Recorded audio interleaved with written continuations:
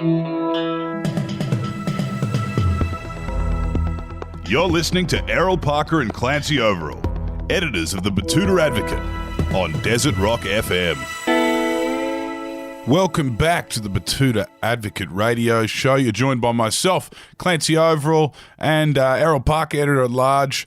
There's been a lot going on in the news, a lot less than there was earlier in the year. But yeah, we're dealing with a whole lot of things right now. Cost of living, lettuce prices have gone through the roof. Didn't see that one coming. Energy crisis, inflation. There's been a minimum wage hike. There's a lot going on. And in times like this, in uncertain times, chaos, be that political or socio-economic or global instability, we often turn to one thing, at least in Betoota we do, and that is rock and roll music. It's been there with us over the years through thick and thin. And today's guest is, I guess, a pioneer of Australian rock music, and he's been there with us through thick and thin. He's been on our TV screens, he's been on our radios, he's been at our house parties, he's been everywhere.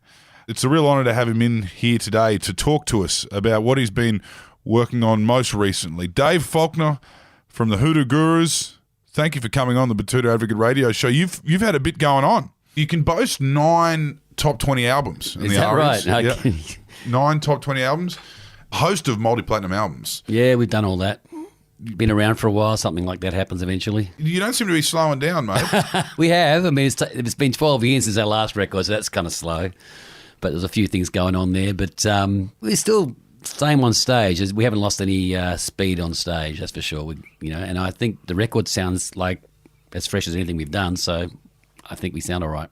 We introduced you as a rock star, but you were born into a political military family over there in Perth. I was. My parents were both very active in the Labor Party, and my mother actually worked for. She worked in electoral office for a local member, and also she was very active in community in local politics. She ended up becoming the first female councillor for the Belmont Shire in Western Australia. She went into that because she loved reading, and my mother was pretty much self-educated. She came from a fairly poor background in Melbourne during the Depression, and she loved books. And every week she'd go to the library, up to basically to the end of her life, where she'd get like an armful of books and read them every week. Mostly detective and thrillers. Yeah, she loved that stuff. But the airport novella. More the sort of Agatha Christie and I don't know what the various authors she went for, because there's a million of them. But so she got a library built in the district because there wasn't one. Yeah, right. And that was her big platform, and they ended up naming it after her. So yeah, very active. And can you tell us? I mean, you're one of, and I hate to pigeonhole you, I wouldn't say the Hoodoo Gurus fit any archetype, but a lot of people have come from Perth and formed their band in Sydney. How did that wave happen? What was the immigration route? Yeah. What was the trip like on the Indian Pacific? Yeah, exactly. Well, I drove over, but I've done that a few times. But back then, there was no internet, and the record companies basically are based in Sydney and Melbourne. That was it, and they wouldn't pay attention to anyone that wasn't passing under their noses in Sydney or Melbourne. So you had to become quite well known and tour those places. Well, I don't know. I'd travelled for a year when I was my 20s, early 21, and I was over America and the UK mostly. And I just came back and thought, well, I'm kind of sick of being stuck in Perth where no one, you form a band and you kind of last for about 6 months and then break up because you're kind of worn out your welcome after that time. Finite audience, and also in the case of the music we were playing, writing our own songs, it wasn't very acceptable back then. Yeah. Because people thought if the songs were any good, I'd hear them on the radio already. So they can't be any good. Just pub because a bit of the old tall poppy or whatever you call it, the cultural cringe. Actually, is what it is. Yeah. That's the reason I moved to the East Coast, and I had to choose between Sydney or Melbourne. And my mother's from Melbourne, so I chose Sydney because it's. I have a million relatives, and I thought, well, I'm just leaving one family. I want to kind of strike out my own. I might stay away from family a bit. So I had an uncle here, and so forth. But I've got dozens and dozens of cousins everywhere, in Melbourne especially.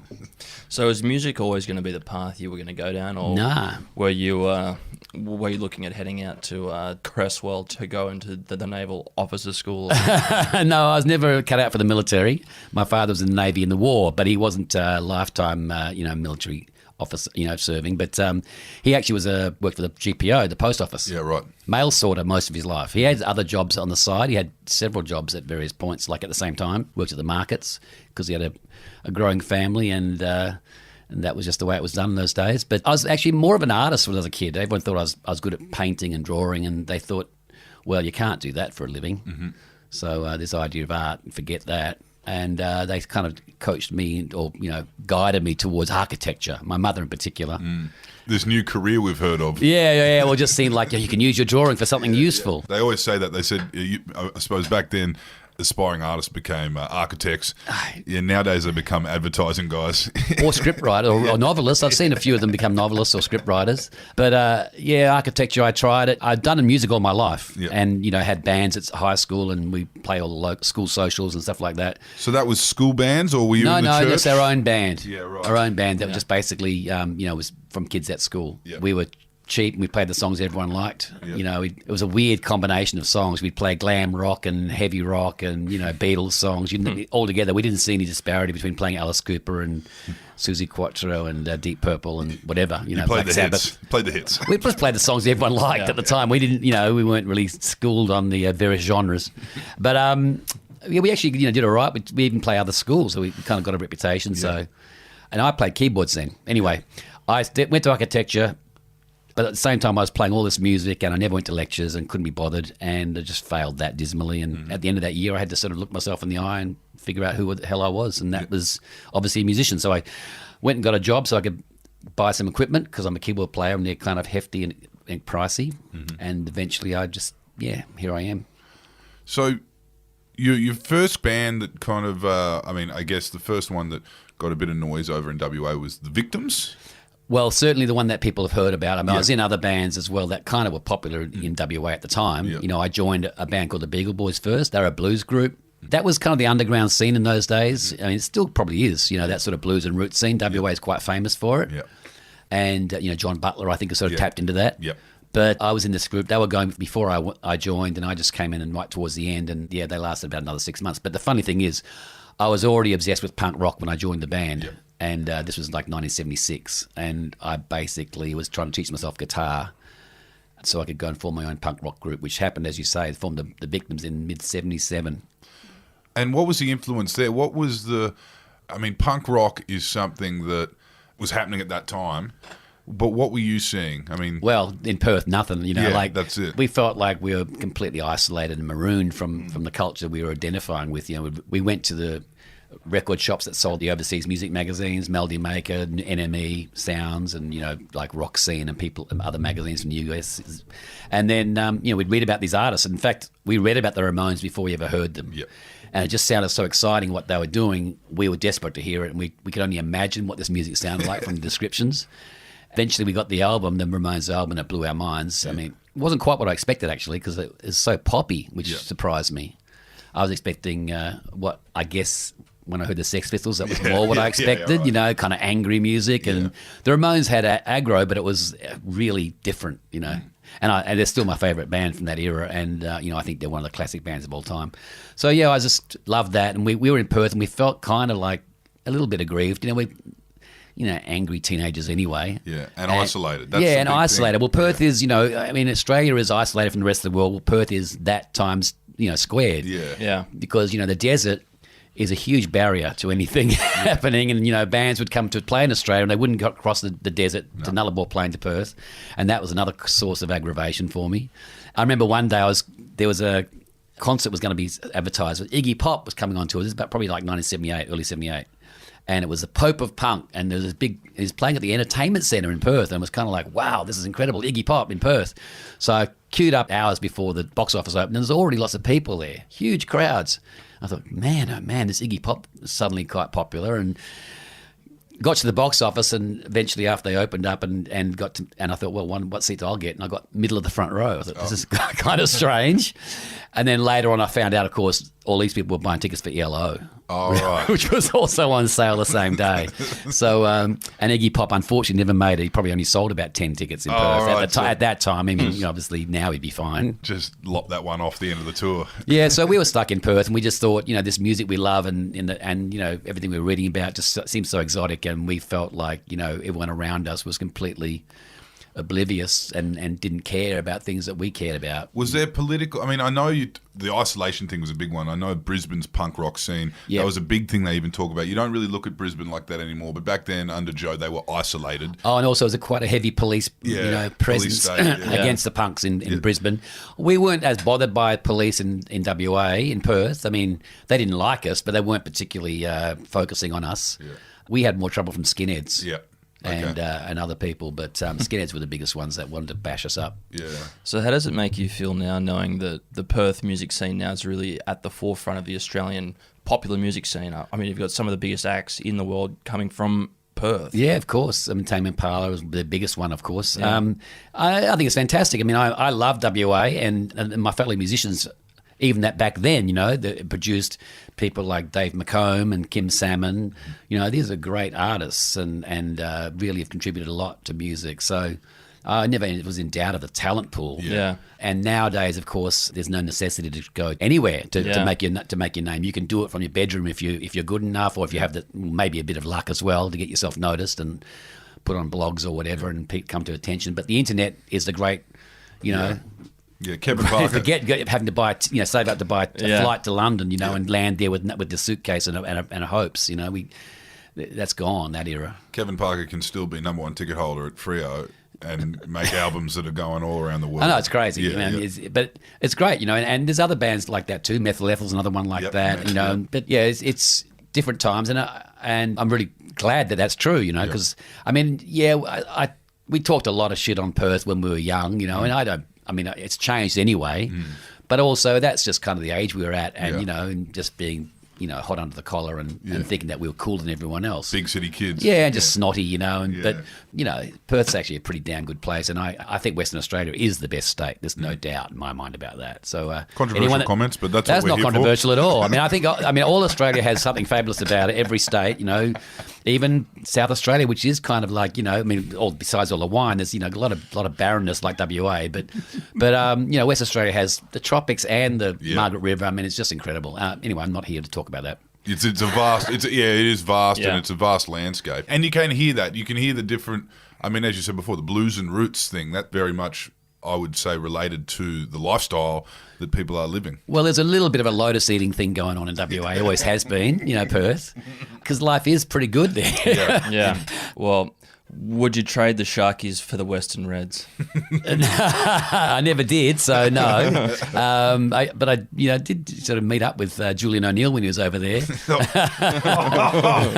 was a very funny story. I don't know if I should tell it, but anyway, he's a nice bloke. But he obviously had a bit of a problem at the time, so I don't want to go into that. Well, when WA decided to launch themselves into rugby league, they did attract a lot of the bad boys of the game over there in the Western Reds. Yeah, they really were the cattle and dragons of the Super League, weren't they? So you go from the victims to the mannequins. Yeah. And I had one band in between that was called the Midget Nefarrellies. They were kind of this, again, it was like a repudiation of the victims almost. I was doing something so anti-punk because I kind of I was sick of the whole regimentation of punk and the kind of orthodoxy of it. Yeah. So I did the opposite. I did this cabaret band and somehow made a lot of money quite quickly, and that's what funded my trip to overseas. Okay, overseas first. Cabaret. Yeah, cabaret. But we call it cabaret, but it's basically like weird covers from the early 60s, which at that time no one was doing. Yeah. Right. And we did it for like zero cost. We carried our own gear. We had like a little column PA. There was no roadies, no hiring of fancy PAs. Just we could set up in the corner of a carpet in a pub somewhere and play, but somehow got very popular very quickly. And we made a lot of money. And after 3 months, I bought a ticket overseas and left 3 months later. So what was that? Was that a research trip, or you were going over there to stay? Or I was just going away because it was like you're 21, you want to see the world. I'd already been talking the talk for a long time about get the hell out of Perth and see the world. We feel stuck here. And that's what I did. You know, I mean, a lot of Australians did it, not just music fans. Yeah, for sure. The London push, mate. That's it. But I went to New York mainly. All right. So cabaret music was essentially, the first kind of like the mining boom in WA. Like that's, that's where the kids go and make their money and then they leave. It was a bit like that. I was a FIFO. I flew out. I didn't fly in. But there was a lot of, successful bands in Perth that weren't, but they all played covers, and they'd usually find a genre or something. And the Farrellys wasn't really like that, but it sort of ended up being like that. But that was the mainstream of music in Perth. And the bands like that I was in, like the Victims and other bands that came in the wake of the Victims, because we were the first real wave of bands that wrote their own songs at that time. And there had been back in the 60s some bands that had written songs, and Bakery was one, I think, in the late 60s, Sid Rumpo. But there'd been a big void for a long time because there just wasn't an industry to support it. And as I say, the attitude also was that if it's a new song, it can't be any good because I would have heard it already. So you said before that you went to New York. What was it like going there for the first time, as a kid from Perth? It was weird. I was in Times Square, and I had this very strange experience where I felt like I'd been there before. And I hadn't had that anywhere else, but I literally felt I'd been there before, past life or something. But either way, I felt really comfortable there, and it was a great time to be there. It was 1979. This was, post-punk, but it was still incredibly, fertile time. I saw the Cramps for the first time. They were a band that were just, had been around for a couple of years, but were just starting to get a bit more acclaim or whatever, a bit more noticed. B-52s, their first album was coming out then. I saw Talking Heads doing a secret show for their third album. And it was a very, very early time. And also all the bands you'd never heard of that were popping it up and playing. And I also started seeing vintage acts that I'd never heard of before, or hadn't seen. I saw Jerry Lee Lewis in a club performing, John Cale. I'd heard of these people, obviously, but the chance to see them in a small venue like that was incredible. And it was really a study tour, is how it felt to me, finishing school. Yeah, right. But it really opened up my eyes. I'd already wanted to, as I say, expand my taste after punk, because punk was kind of like a little bit like Year Zero in musical terms. It kind of like purified everything down to its essence. Yeah. And then after that, it was like, well, yeah, that's great, but that's given me kind of like an anvil to strike things against, but I actually want to find more things out there to kind of work with. And I was broadening my taste. I discovered country music. I'd heard of country music, obviously, but I hadn't liked it. Yeah. So, I fell in love with country music via Elvis, actually, the Sun Sessions. And, I was also deeply researching into 60s punk, garage, bands from the mid-60s that were influenced by the Yardbirds and the Stones, these one-hit wonders. Yeah. And things like that. So it was kind of like a real growth phase for me. And it also gave me I came back and formed the Hoodoo Gurus. It took a little while because I ended up coming back and joining the Mannequins for a little while in Perth because I my tail between my legs, or broke, really. Yeah. Just came back and had to pay my parents back for the return ticket. And eventually I moved to Sydney and started the Gurus a few months later. But it was first known as this funny band with 3 guitars and no bass. That's right. It was known as Le Hoodoo Gurus. Who were these fellas? Where'd you meet them? And how'd you come up with that? Well, Rod was someone from the punk scene in Perth. He'd been in the Scientists at one point. Mm-hmm. And the punk scene in Perth was very small. Yeah. So we all knew each other and loved, and fans of each other's bands. So Rod independently moved over with his girlfriend, Erica, and we were all sharing a house. And where were you living? Palmer Lane in Darlinghurst. Oh, yeah. Nice. Back when it was a red light district, that area. Nice, good area. It was a great area. It was fantastic. And Kimball was actually someone I knew through another girl from the punk scene, a good friend of mine at the time. We actually have fallen out subsequently, sadly. Her name was Eva, and her boyfriend was Kimball, who was in the Exile Capris. He had just left that band a little while ago at the time, or it was just leaving them. I don't know how it worked out. But we just happened to be at a New Year's Eve party a few months after I got to town and just talking about music and, all the different things we liked and how there were other bands we'd seen that none of them were doing the sort of influences that we were interested in. Mm-hmm. And so we just thought, let's form a group. And that was as easy as that, a conversation over a long neck of beer. Yeah. All right, the ball's rolling there. You kind of... Well, eventually. Eventually. It took us 9 months to play a gig. Yeah. James joined a few months later. We were working, and James, the Scientists, somehow they broke up in Perth. Kim, for some reason, wanted to break the band up. And so James wrote a letter saying, look, I hear you're forming a group and I'm a drummer and I want to move to Sydney or Melbourne, so how about I become your drummer? And so that's what happened. And he came over and we only could rehearse on weekends because we all had day jobs to pay the enormous rents that in Sydney. What kind of day jobs did you have then? I mean, like... Well, James used to work in like kitchen hand stuff. Yeah. Rod, I'm not sure what Rob was doing. I forget the things. He had lots of different weird jobs. My job, though, I had a job at a place called Hospital Products, and it was a bit of a scam company. They did this product called surgical staples, which are like cassettes that hold little staples that they can zip you up on the inside, and basically has a little concealed blade that will slice open an organ and then stitch it up with the staples and join it together again. It's a bit... Right.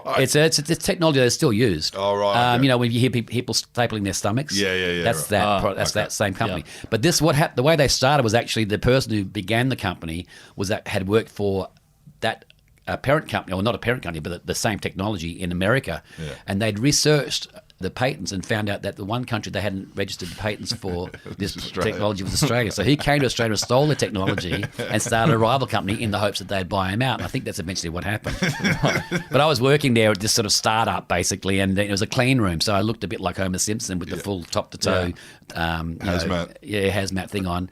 It was basically just dust free. So we work on this sort of NASA sort of filtered technology and all this sort of stuff. After a hard day in that environment, I can imagine you want to go back down to Darlow with a long neck of piss and start playing some music. Or a flagon. Flagons were very good in those days. There's before even the cask wine was very popular. Oh yeah, the big what do they call them now? Growlers. Yeah, a big jar of it. Well, you could get a flagon for like $2. Yeah. Up at the Oxford Hotel there, up on Taylor Square. And go to the Tin Hong next door and get those giant spring rolls. 2 of those for about $2. So you had a meal and a night's entertainment in the case of a flagon, and talking shit and writing songs. When did you start hearing about people who had heard about you from people you didn't know? When did you start hearing that your name was getting around? Gee, that's a hard one. We were playing the Maroubra Seals, headlining there, and it was all the surfers loved us, and there's just this heaving mass of people. And my friend went there, and she came in the room. She said the smell overwhelmingly was feminine. Yeah. May I say that? Yeah. And she said it was just hit her like a wave. Yeah. We were so hot. Yeah. But that's the audience experience. For us up on stage, it's just a gig, and we got lights and sound blasting at us, and we're just trying not to make a mistake or look like idiots. Yeah. So you're kind of like you're in your own world. It's like a little. Yeah. I mean, it's hard to imagine that when you sort of say, how can you not notice a crowd and what's going on? But you're so busy, you don't really kind of take it in. Yeah, right. And and it grew, slowly. Like we always were a band that converted people through playing live.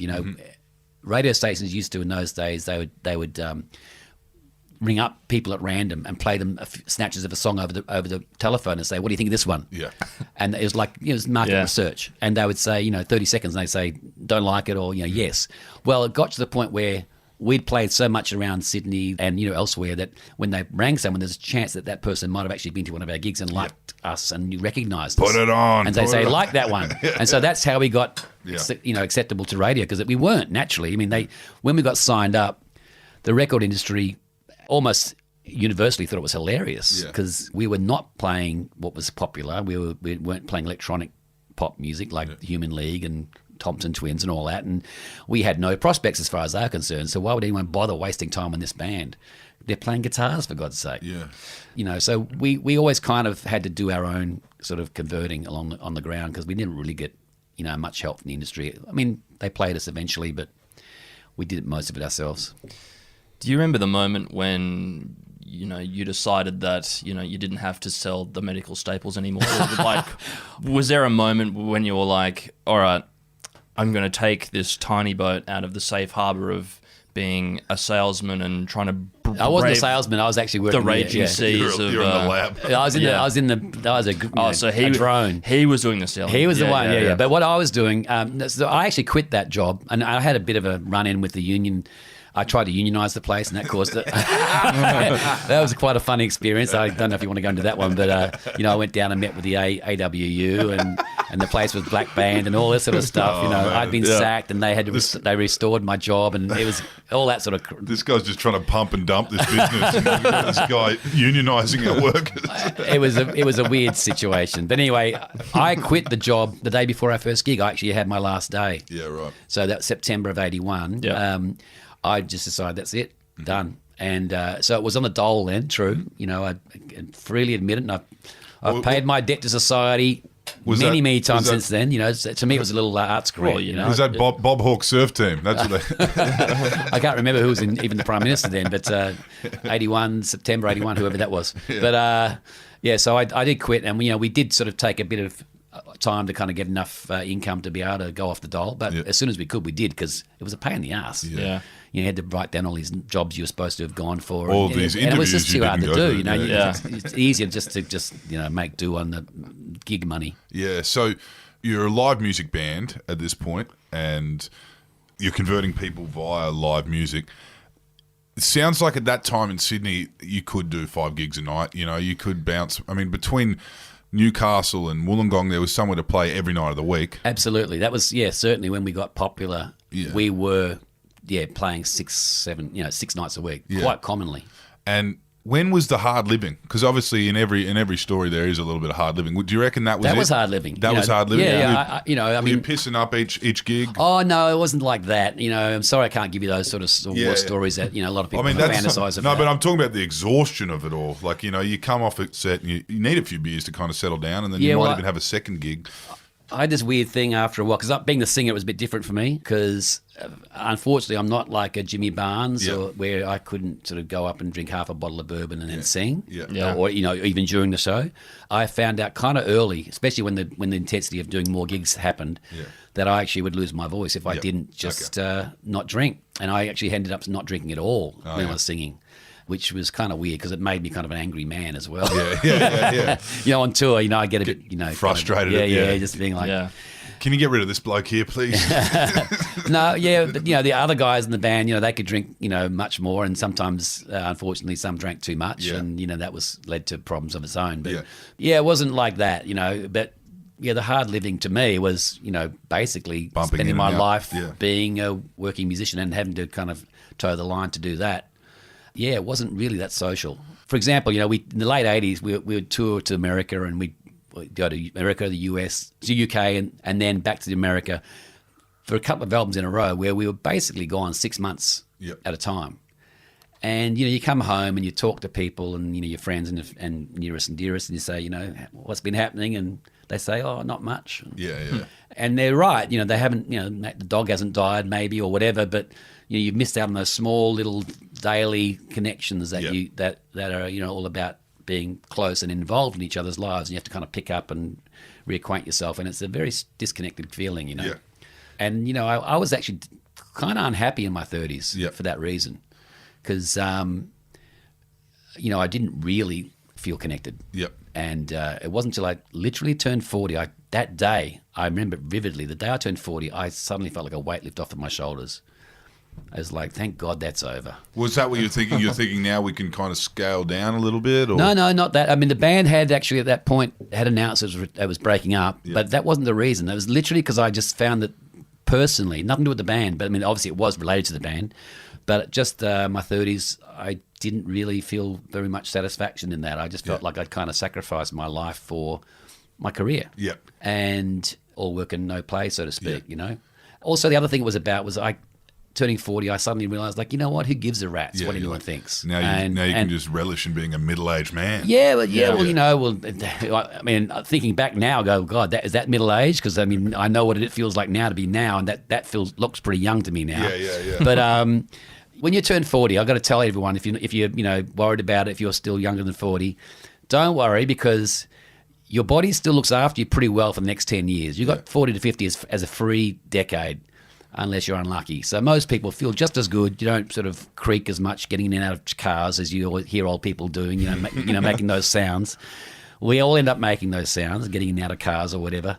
Providing you behave as well as Dave Faulkner did on tour. Whatever. But the good part about turning 40 is you cease caring so much about what people think of you, and you kind of go, you know what?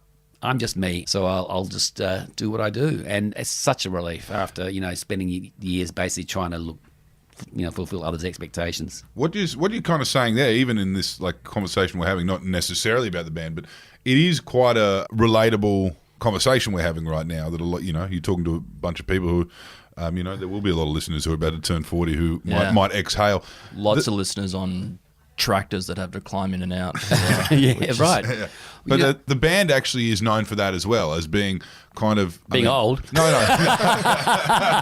Because we are known for that now. No, but you read about it everywhere. It's the Australians know the Hoodoo Gurus, they're guys.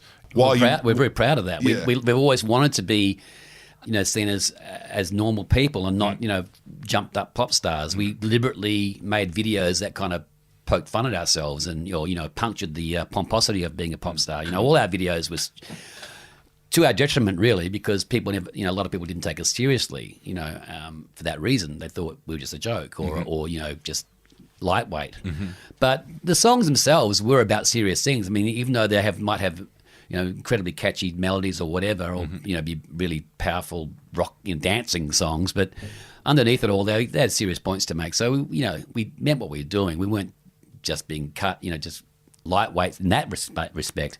But as far as like having airs and graces, we never wanted to do that. Yep. And I think people understood that way we carried ourselves and the way we always, our music's about that too. It's about being not mystifying people. Just if we've got something to say, we hope you understand what we're saying, rather than trying to pretend we're being more self-important than that. Yeah. You said at the start 12 years since your last record? Yeah, it was a long time. So it sounds like, reading up on everything that you guys have kind of putting out with this new record, it sounds like COVID, the pandemic, might have triggered something in you all. No, it didn't actually. It was actually in spite of COVID. We started the first recording. The first single came out in December of 2019. So we'd just begun making moves to start recording the album. We were going to do it as a series of singles was our plan. It was kind of like a different approach, pretty much like when we first started. That's how we recorded the first album. So we got that single done, and we were just rehearsing the next few songs, thinking pick a single from these, and we'd written a song called Get Out of Dodge and Carry On, which had both become singles subsequently. But we had studio time booked. We had to cancel it because suddenly in March everything went to lockdown, and we didn't see each other for 3 months at all, because we stuck in our houses. No one was allowed to visit each other, and eventually we got to the point where we could trust each other, and we went and we found the studio people we trusted as well, and we got into the studio and did it. And of course things got better, then they went bad again, and it's been up and down. But the songs weren't written about COVID. They're written more about things that have been going on generally in my life. In the case of the songs that I've written, Brad's written a couple of great songs on there as well. So no, I don't actually think it's a COVID album, funnily enough. Do you think there was a creative flair spiked by the fact that you needed to get the hell out of the house and in the studio? Well, we actually set aside 2020 to be a year we're going to make the record. Yep. We'd already planned that. So we kind of planned on not doing much live work at that time, but we didn't plan on doing none, which is what happened. And then, we didn't plan on not doing work last year either. That was going to be our 40th anniversary. We kind of had a bit of a, idea to do this tour, which in fact we're about to start, which is, this tour with the Andy Warhols. Yeah. That was a big plan. Obviously, it was a long time in the planning, and that got delayed from last year to this year now. So, it was great, though, in the sense of COVID, because it gave us something to focus on creatively. We were stuck in our houses, but, I was really busy writing songs, working on, and then we were in the studio up and down and mixing them all. It just was, we always had something to do, plus there were videos to make and singles that were being released, so there was always something going on. So it kept me sane in that regard. Has the creative process changed over the years? Obviously, since you were, paying rent on Palmer Lane to, now obviously you can live in a place where your car's not going to end up upside down on fire in Camperdown Park, unless the drains flood. Yeah, but has the process that you've all gone through to make these classic albums over the years, has that changed much over the time? Not for me. I mean, I think I'm better at writing. Mm-hmm. But, only people can answer that, that listen, because they're the ones that ultimately decide. But I feel like as a writer, I come up with less duds, songs that I do go, that's just not happening. A song may not be one we record, but it's mainly for the reason that, it sounds like the sort of thing we would do, so we choose not to do that, to repeat ourselves too much. but the song itself's not like a bad song. It's actually Yeah. a pretty good song. As far as writing, I've always been the same. I'm a very lazy person, believe it or not, even though I work really hard when I'm working. I'm a major procrastinator, so I don't have songs that are written waiting for the band to learn them or anything. I basically don't start writing songs till the album's planned. Mm-hmm. What I do is I accumulate little ideas on my phone these days. I used to be on the cassette player or whatever. And, I might be, going for a morning walk and just a guitar riff idea comes in my head or a bit of tune, and I'll just sing it into the microphone and they'll forget about it. And when it comes time to record an album and write some songs, I'll go back to these little source tapes and whatever you want to call them, files, and what still inspires me I'll work on and turn it into a complete song. It might even be a half-finished song, but it doesn't feel that way to me. They're kind of like just bits and bobs. So that's what I've always done, and it's partly why we take so long to make albums, because I always think to myself, I haven't got any songs, how can we make an album? Yeah. Because there's nothing there. The cupboard's empty as far as I can tell. But of course there's all this sort of stuff that's been sort of, put aside for later. And little morsels. Yeah, so I've actually got to make myself sit down and have a deadline, and then I work on it and write the song. So all the songs in this new album are brand spanking new, except for one, which I wrote in 2004, I think, 2003. It's a song called Settle Down, which is actually about growing old, so it's funny because it's the youngest song. I mean, it's the songs from way back. But the song's actually brand new, so I'm kind of proud of that, actually. There's no better deadline than the 40th anniversary either. Well, that'll fire you up. Yeah, well, just seriously, just book some studio time, have a producer lined up. Funnily enough, you figure out you better do something before you go in there. You don't want to look like an idiot when you walk in the door with nothing. So that's what happens. And are you ready to rock? Not this minute, but give me a half an hour. I could probably be ready to rock. I've got to warm my voice up. That's what it is. Yeah. Well, I'm hoping you're ready to rock, Dave. There's a lot of people expecting to hear, a lot of people out there waiting to hear, and everything's opened back up now. So both your fans and your band can all do what you love doing, and I'll be there. I'll be there in the crowd listening. You've just released Chariots of Gods. It's your 10th studio album, and in true Gurus fashion, 14 bangers. There's actually 17 on the deluxe double vinyl edition, and it's distinctively Hoodoo Gurus that I'm hearing when I listen to it. So thanks for joining us, Dave, and congratulations on everything you've done in your career and over the last couple of years during these difficult times. Cheers, thank you. Thanks.